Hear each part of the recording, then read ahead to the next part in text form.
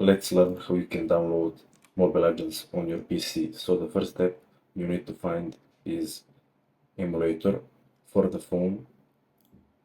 For this video I will show you this game loop emulator.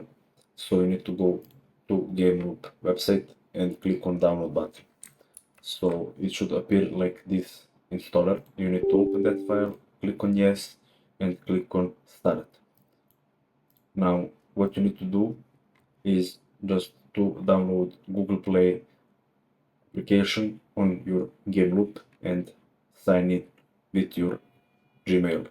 So now you need to click on search, and from this here it will be just like a standard phone. Now type Mobile Legends,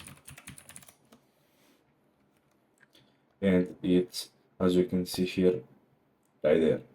You just need to click on install and wait for it to finish installing. So that's it. Thanks for watching and see you in the next video.